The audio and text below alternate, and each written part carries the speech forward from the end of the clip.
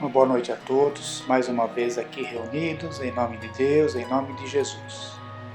Que Jesus possa nos abençoar, que os seus mensageiros do bem possam estar presentes em nossos lares, nos orientando, nos iluminando, nos guiando pelo bom caminho, pelo caminho do bem, pelo caminho da caridade. Que possamos mais uma vez, na noite de hoje, termos as instruções dos Espíritos, da codificação de Allan Kardec, para que possamos ampliar o nosso conhecimento, a nossa mente, para esses importantes e fundamentais conhecimentos e ensinamentos na nossa vida. Que os bons espíritos estejam presentes sempre, nos orientando e que possamos receber essas orientações. Nosso pedido a Deus por todos aqueles que sofrem do corpo e da alma, pelos doentes nos hospitais, por aqueles que estão nos presídios públicos, por aqueles irmãos nas ruas envolvidos pela violência, pelos vícios, e por aqueles também que têm o poder em suas mãos e os usam de forma inadequada, de forma irresponsável, por aqueles que têm o poder de decidir e tomam decisões equivocadas.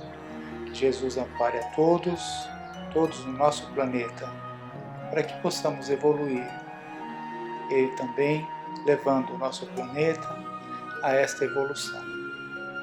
Que Jesus nos abençoe na noite de hoje, tenhamos todos um bom estudo. Nós vamos ver hoje do livro dos Espíritos, um texto que está contido na introdução. O título do texto é A Codificação Espírita. Esse texto nos dá uma explicação muito importante sobre a composição dos livros das obras básicas, que nós sempre falamos das obras básicas de Allan Kardec, do Espiritismo. E esse texto ele nos dá essa explicação de como foram montados esses livros. Vamos ver aqui o texto, olha. O Livro dos Espíritos não ele começa, o primeiro item, o Livro dos Espíritos. Não é, porém, apenas a pedra fundamental ou o marco inicial da nova codificação, porque é o seu próprio delineamento, o seu núcleo central e, ao mesmo tempo, o arcabouço geral da doutrina. Examinando-o em relação às demais obras de Kardec, que completam a codificação, verificamos que todas essas obras partem do seu conteúdo, podendo definir as várias zonas do texto correspondentes a cada uma delas. Assim como na Bíblia, há um núcleo central do Pentateuco, e no Evangelho, o do ensino moral do Cristo. Em O Livro dos Espíritos, podemos encontrar uma parte que se refere a ele mesmo, ou seja, ao Livro dos Espíritos, ao seu próprio conteúdo. É o constante dos livros 1 e 2, até o capítulo 5º. Este núcleo representa, dentro da esquematização geral da codificação, que encontramos no livro, a parte que a ele corresponde. Quanto às demais, verificamos o seguinte. Então, aqui ele vai explicar para nós o Livro dos Espíritos, que foi o primeiro livro da codificação da doutrina espírita, por Kardec, e ele vai explicar como que esse livro ele é constituído. Então ele fala aqui que a primeira parte do capítulo do livro 1 e 2, ele é dividido em livros, livro 1 e 2, até o capítulo 5º do livro 2. Isso é o núcleo que representa o próprio Livro dos Espíritos. A partir do livro 2 e 6º capítulo, aí começa o livro seguinte, que é o Livro dos Médiuns. Ele vai falar assim, olha, o Livro dos Médiuns sequência natural deste livro que trata especialmente da parte experimental da doutrina. Tem a sua fonte no livro 2, a partir do capítulo 6º até o final. Toda a matéria contida nesta parte é reorganizada e ampliada naquele livro, principalmente a referente ao capítulo 9, Intervenção dos Espíritos no Mundo Corpóreo. Então vejam que o livro dos Espíritos é um livro de perguntas e respostas. E dentro dos capítulos, né, que ele contém, ele é relacionado a uma determinada obra, o livro dos Espíritos. Agora ele fala aqui do capítulo, no livro 2º, a partir do capítulo 6º, né, as perguntas e respostas, elas são vinculadas ao livro dos médiuns. Então, no livro dos médiuns, nós encontraremos maiores definições dessas respostas que eles dão. Continuando, no item 3, ele fala assim: o Evangelho segundo o Espiritismo é uma decorrência natural do livro 3, em que são estudadas as leis morais. Então vejam, dentro do livro dos Espíritos, o livro 3 está relacionado ao Evangelho segundo o Espiritismo. E no Evangelho, da mesma maneira que o livro dos médiuns, no Evangelho, essas perguntas e respostas são mais elaboradas, são mais definidas ali, com maiores explicações, tratando-se especialmente da aplicação dos princípios da moral evangélica, bem como dos problemas religiosos, da adoração, da prece e da prática da caridade. Nessa parte, o leitor encontrará, inclusive, as primeiras formas de instruções dos Espíritos, comuns àquele livro, com a transcrição de comunicações por extenso e assinadas sobre as questões evangélicas. Então vemos que o Evangelho segundo o Espiritismo ele está vinculado com relação às leis morais. Quarto item: o céu e o inferno, ou a justiça divina segundo o Espiritismo. Decorre do livro 4, Esperanças e Consolações. Dentro do livro, no livro 4 do Livro dos Espíritos, vamos encontrar a obra O Céu e o Inferno, que dá ali maiores explicações, em que são estudados os problemas referentes apenas aos gozos terrenos e futuros, inclusive com a discussão do dogma das penas eternas e a análise de outros dogmas, como o da ressurreição da carne e os do paraíso, inferno e purgatório. Quinto item: a Gênese, os milagres e as predições segundo o Espiritismo.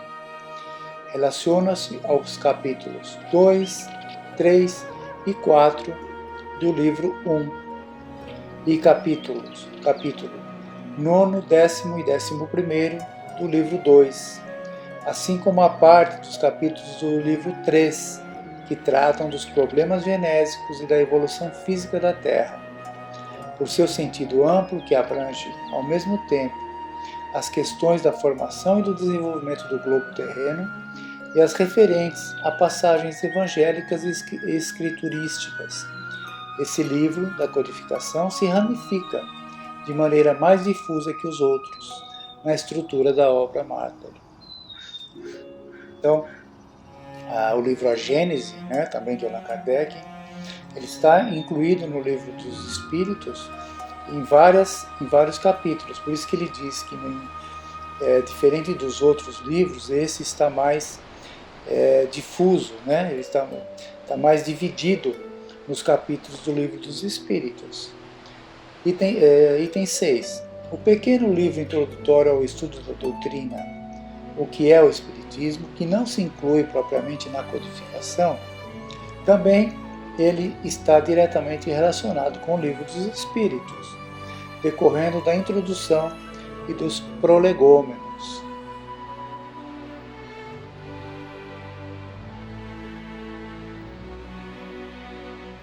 da introdução e dos prolegômenos. Esse livro, o que é o Espiritismo, que não é verdadeiramente considerado um livro da codificação, uma obra da codificação, mas ele está inserido também no livro dos Espíritos. E o sétimo, item 7, obras póstumas, que é o último, né? Que representa o testamento doutrinário de Allan Kardec. Reúne os seus derradeiros escritos e as anotações íntimas, destinadas a servir mais tarde para a elaboração da história do Espiritismo, que ele não pôde realizar. A codificação se apresenta, pois, como um todo homogêneo e consequente. À luz desse estudo, caem por terra as tentativas de separar de um ou do outro livro do bloco da codificação, como possível expressão de uma forma diferente de pensamento. E note-se que as ligações aqui assinaladas de maneira apenas formal podem e devem ser esclarecidas em profundidade por um estudo minucioso do conteúdo das diversas obras de O Livro dos Espíritos, em confronto com as demais do livro. Esse estudo exigiria também uma análise dos textos primitivos, como a primeira edição deste livro e a primeira de O Livro dos Médiuns e do Evangelho, pois de uma de suas primeiras edições, sempre sob a assistência e orientação dos Espíritos. Então, o que eles estão tentando mostrar para nós aqui é que esta obra, né, O Livro dos Espíritos, ela deu ali início a toda a codificação e a uma ramificação, né, dos outros livros, de todos os livros dos médiuns, do Evangelho segundo o Espiritismo, o Céu e o Inferno, a Gênese, obras póstumas. Então, ele está todo aqui contido, essas perguntas e respostas. E para nós entendermos também que não foram publicações isoladas, elas têm um vínculo, todas elas têm vínculo umas com as outras, não são ideias isoladas, perdidas, tem uma sequência. Vejam que maravilha dessa obra de Allan Kardec e dos Espíritos através dele, né? Uma coerência em todas as obras, uma ligação entre elas, sem estarem isoladas. Isso nos dá uma segurança, nos dá uma confiança na doutrina, porque e dá também uma responsabilidade de estudarmos essas obras, entendermos o sentido delas, os vínculos que elas trazem entre elas. Isso que é o importante.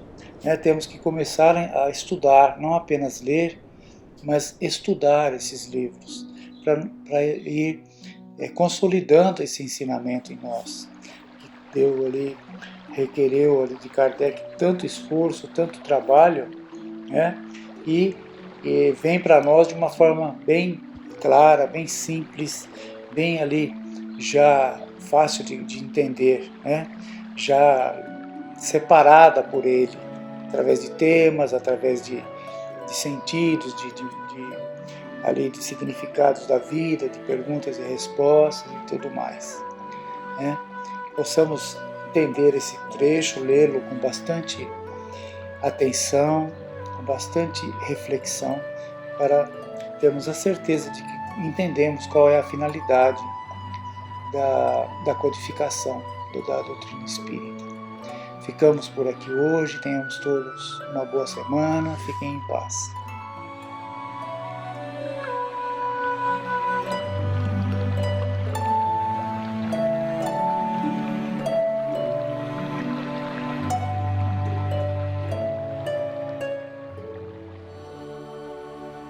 Boa noite a todos vocês.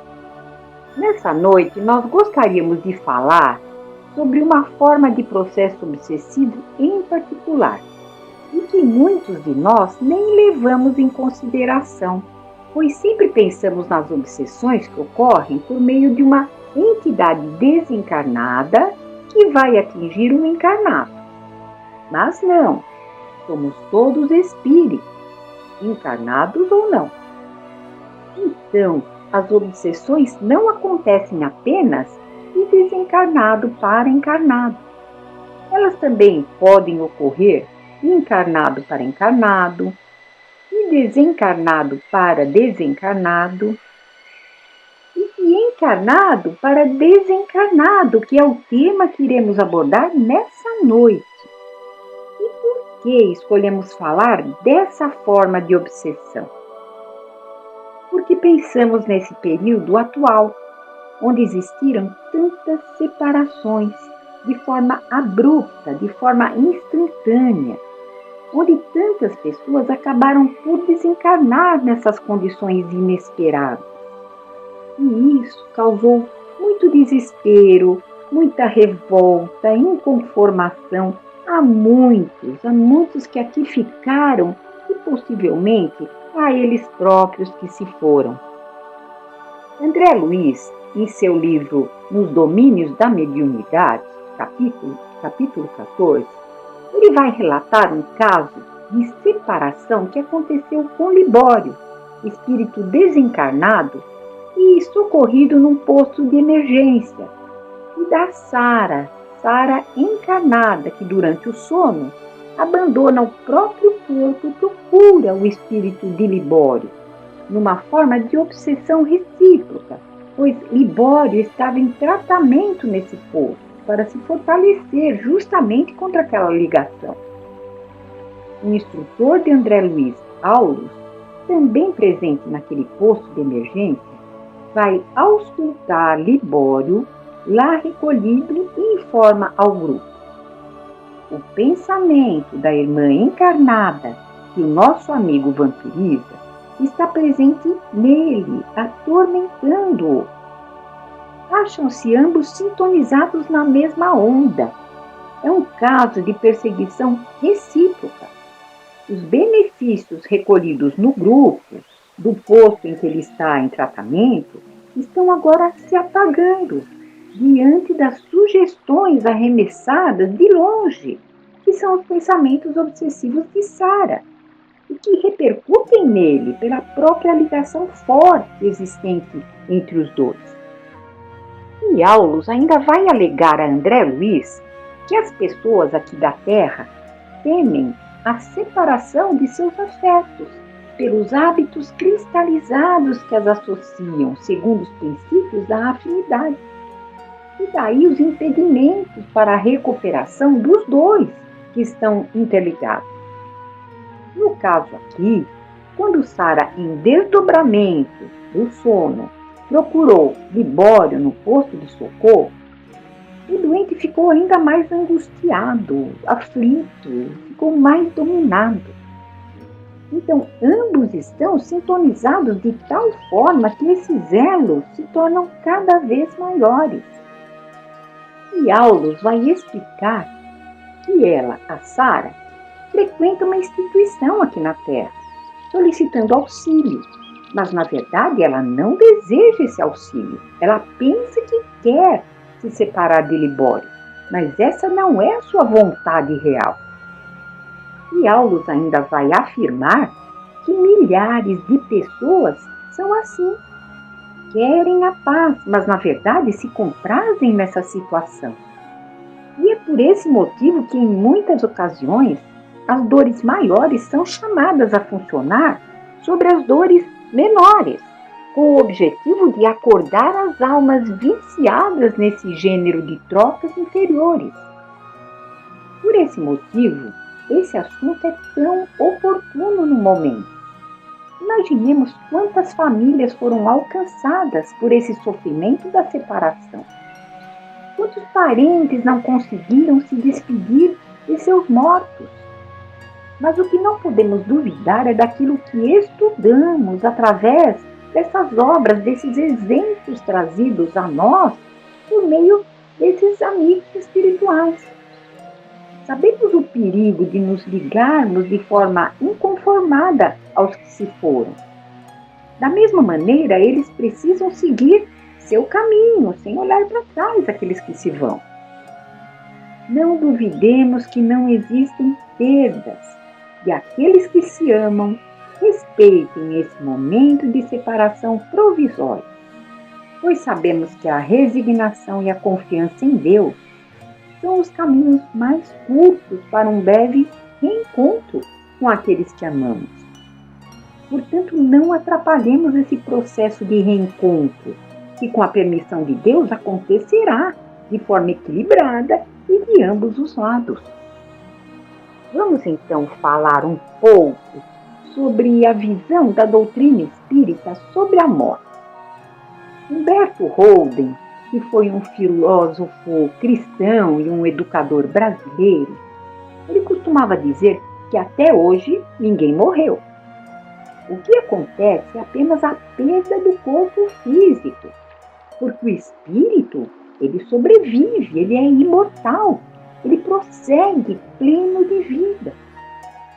As pessoas costumam imaginar que com a partida de um ente querido, cessou tudo.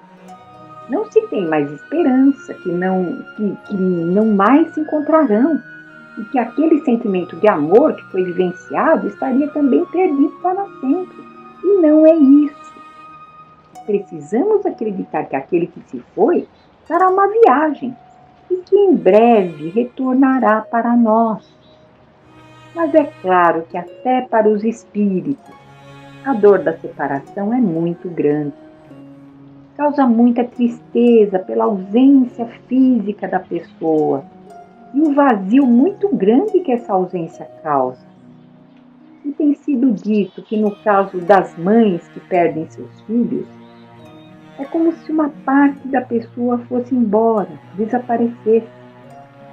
É claro que os espíritas têm sentimentos, ficam com saudade, sentem as mesmas coisas, mas com o esclarecimento da doutrina, eles possuem a esperança, que outros não possuem, e daí o desespero.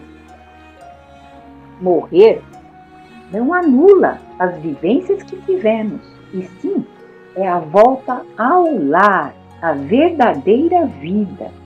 Aqui é a passagem, que é muito breve, por mais longa que ela pareça ser. O que não podemos nos esquecer é que todos os nossos entes queridos, antes de serem nossos, são filhos de Deus. Portanto, um empréstimo de Deus a nós durante esse período em que estamos encarnados. De suma importância é a questão do capítulo 1 do livro dos Espíritos das Penas e Gozos Terrestres. A questão é 936. E Kardec vai perguntar aos espíritos: como é que as dores inconsoláveis dos que sobrevivem, quer dizer, dos que ficam aqui encarnados, como é que elas se refletem nos espíritos que as causam, naqueles que se foram, no caso? E a resposta dos espíritos: o espírito é sensível à lembrança e às saudades dos que lhe eram caros na terra. Mas uma dor incessante e desarrazoada o toca penosamente, porque nessa dor excessiva ele vê uma falta de fé no futuro e de confiança em Deus, e por conseguinte um obstáculo ao adiantamento dos que o choram e talvez a sua reunião com esses que o choram. Lembrando que todos os tipos de obsessão se caracterizam pelo desequilíbrio. No caso de hoje, obsessão de um encarnado por um desencarnado, a narrativa foi de uma paixão em desequilíbrio que prendeu os dois parceiros num conúbio espiritual. Essa relação também poderia ter sido de ódio, que os algemaria da mesma forma. Portanto, só o amor liberta. Se amamos os nossos verdadeiramente, não nos percamos em tentativas de prendê-los a nós. E por falar em prender a nós um ente querido, não podemos confundir um amor verdadeiro com um amor doente, possessivo, que pode ser exemplificado com o caso mãe e filho que se encontra no livro O Céu e o Inferno, capítulo 5, que vai falar do suicídio de uma mãe inconformada. Vamos lá então a essa leitura. Em março de 1865, o Sr. C., negociante em pequena cidade perto de Paris, tinha em sua casa, gravemente enfermo, o mais velho dos filhos, que contava 21 anos de idade. Esse moço, prevendo o desenlace, chamou a mãe e teve forças ainda para abraçá-la. Esta, vertendo copiosas lágrimas, disse: "Vai, meu filho, precede-me, e não tardarei a seguir." Dito isso, retirou-se, escondendo o rosto entre as mãos. As pessoas presentes a essa cena contristadora consideravam simples explosão de dor as palavras da senhora C. Dor que o tempo acalmaria. Morto o doente, procuraram-na por toda a casa e foram encontrá-la enforcada num celeiro. O enterro da suicida foi juntamente feito com o do filho. E aí, a evocação desse filho, depois de alguns dias, depois de muitos dias desse fato. Então, Kardec vai perguntar ao rapaz: "Sabeis do suicídio de vossa mãe? Sabeis do suicídio de vossa mãe em consequência do desespero que lhe causou a vossa perda?" E ele vai responder: "Sim. E sem o pesar causado por essa fatal resolução da parte dela, julgar-me-ia completamente feliz. Pobre e excelente mãe, não pôde suportar a prova dessa separação momentânea e tomou, para se unir ao filho, o caminho que dele mais deveria afastá-lo. E por quanto tempo? Assim, retardou indefinidamente uma reunião que tão pronta teria sido se a sua alma se conformasse submissa às vontades do Senhor, se fosse resignada, humilde, arrependida ante a provação que se lhe impunha, da expiação que deveria purificá-la. Orai, orai por ela, e sobretudo, não a imiteis, vós outras, mães, que vos comoveis com a narrativa da sua morte. Não acrediteis que ela amasse mais que as outras mães a esse filho, que era o seu orgulho. Não, é que lhe faltaram a coragem e a resignação para enfrentar tudo isso. Mães que me ouvis, quando a agonia empanar o olhar dos vossos filhos, lembrai-vos de que, como Cristo, eles sobem ao cimo do Calvário, ao cume do Calvário, de onde deverão elevar-se à glória eterna." E depois, a evocação daquela mãe. E ela responde: "Quero meu filho, tendes o poder de dar-me? Cruéis, tomaram-me para levá-lo à luz, e a mim me deixaram em trevas. Quero-o porque me pertence. Nada vale então o amor materno? Pois que, pelo carregado no ventre por 9 meses, pelo amamentado, nutrido a carne de sua carne, sangue do seu sangue, guiado os seus primeiros passos, ensinado a balbuciar o sagrado nome de Deus e o doce nome de mãe, ter feito dele um homem cheio de atividade, de inteligência, de probidade, de amor filial, para perdê-lo quando realizava as esperanças concebidas a seu respeito, quando o brilhante futuro se lhe antolhava. Não, Deus não é justo, não é Deus das mães, não lhes compreende as dores e desesperos. E quando me dava a morte para me não separar de meu filho, eis que novamente me roubam. Meu filho, onde está?"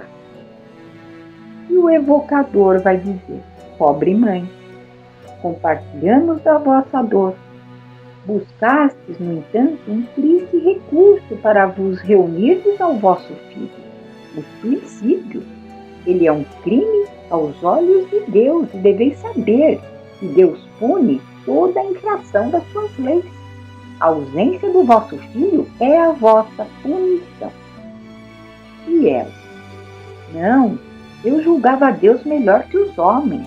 Não acreditava no seu inferno, porém acreditava na reunião das almas que se amaram como nós nos amávamos. Enganei-me. Deus não é justo nem bom. Por isso que não compreende a grandeza da minha dor como do meu amor. Ó, quem me dará meu filho? Tê-lo-ei perdido para sempre? Piedade, piedade, meu Deus. E o evocador vai dizer: vamos, acalmai o vosso desespero. Considerai que se há um meio de ver vosso filho, não é blasfemando contra Deus, como ora o fazeis. Com isso, em vez de atrairdes a sua misericórdia, fazeis jus à maior severidade. E ela: disseram-me que não mais o tornaria a ver, e compreendi que o haviam levado ao paraíso. E eu, estarei acaso no inferno? No inferno das mães? Ele existe? E mais o vejo. E o evocador: vamos, acalmai o vosso desespero. Considerai naturalmente que tornareis a ver, mas é preciso merecê-lo pela submissão à vontade de Deus, ao passo que a revolta poderá retardar indefinidamente esse momento. Ouvi-me. Deus é infinitamente bom, mas é também infinitamente justo. Assim, ninguém é punido sem causa sobre a terra. Se ele vos infligiu grandes dores, é porque as mereceste. A morte de vosso filho era uma prova à vossa resignação. Infelizmente, a ela sucumbistes quando em vida. E eis que após a morte, de novo sucumbes. Como pretendes que Deus recompense os filhos rebeldes? A sentença não é, porém, inexorável, e o arrependimento do culpado é sempre acolhido. Se tivéssemos aceito a provação com humildade, se houvesseis esperado com paciência o momento da vossa desencarnação, ao entrardes no mundo espiritual em que vos achais, teríeis imediatamente afistado o vosso filho, o qual vos receberia de braços abertos. Depois da ausência, vê-lo-ia radiante. Mas o que fizestes, e ainda agora fazeis, coloca entre vós e ele uma barreira. Não o julgueis perdido nas profundezas do espaço, antes mais perto do que supondes, é que véu impenetrável o subtrai à vossa vista. Então ele estava próximo, mas ela não conseguia vê-lo. Ele vos vê e ama sempre, deplorando a triste condição em que caístes pela falta de confiança em Deus e aguardando ansioso o momento feliz de se vos apresentar. De vós somente depende abreviar ou retardar esse momento. Orai a Deus e dizei comigo: meu Deus, perdoai-me o ter duvidado da vossa justiça e bondade. Se me punistes, reconheço merecida a punição. Dignai-vos aceitar meu arrependimento e submissão à vossa santa vontade. E ela, no fim, vai dizer: que luz de esperança acabais de fazer despontar em minha alma. É como relâmpago numa noite que me cerca. Obrigada. Vou orar a Deus.